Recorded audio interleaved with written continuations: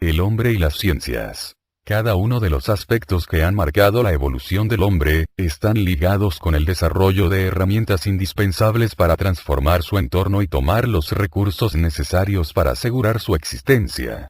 Cada descubrimiento y avance, generaba una gran cantidad de datos que el hombre fue ordenando y con los cuales dio origen a nuevos instrumentos.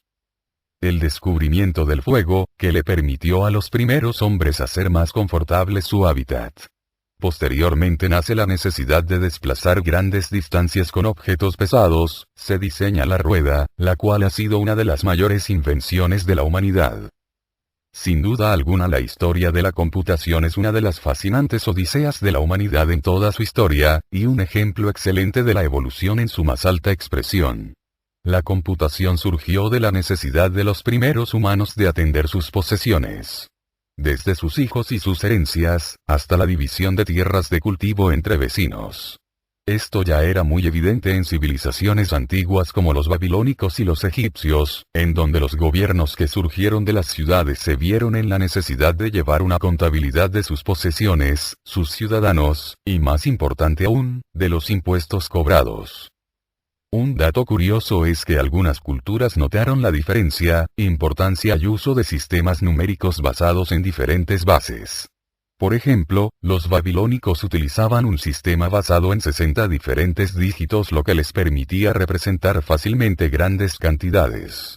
Hoy en día se ha heredado algo de este sistema, una hora tiene 60 minutos y un minuto tiene 60 segundos. Asimismo un círculo tiene 360 grados. La ciencia según el libro El hombre y su pensamiento, la definición de ciencia es la siguiente. Proviene del latín scientia, el equivalente del griego epistem, cognitio certa per causa, conocimiento cierto por causas. Las matemáticas según la enciclopedia Larousse. Es una disciplina que estudia, mediante el razonamiento deductivo, las propiedades de los entes abstractos, tales como los números, las figuras geométricas, etc., así como las relaciones que dichos entes guardan entre sí.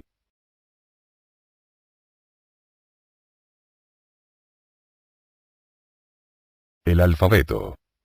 La cultura fenicia hizo uno de los aportes más importantes a la humanidad, su alfabeto. Todos los sistemas de escritura anteriores, ya sean jeroglíficos, como en Egipto, o cuneiformes como en Babilonia, eran excesivamente complicados y solo manejables por personas especializadas, como los escribas, quienes eran los encargados de transcribir los símbolos en tablillas de barro cocido con la ayuda de un estilete. El alfabeto inventado por los fenicios hacia el año 2000 a.C., tenía un conjunto de signos que equivalen a sonidos de vocales y de consonantes. Al principio se usaban 80 signos, que pronto se redujeron a la mitad, de donde se derivó el último alfabeto simplificado, hacia el año 1300 a.C., que consta de 22 letras. La rueda. La rueda transformó por completo los transportes terrestres y permitió desplazarse fácilmente por terrenos hasta entonces intransitables. Las primeras ruedas hicieron su aparición en la Mesopotamia aproximadamente unos 3000 años antes de Cristo. El cero. Se puede decir que el mayor descubrimiento aritmético de los antiguos, lo hicieron los hindúes, el cero. Se puede escribir el cero las veces que se necesite y seguirá sin valor. Por el contrario, si se acompaña de otros números es muy importante. La imprenta. Antes de este revolucionario invento, los libros eran copiados a mano por personas a quienes se llamaban amanuenses.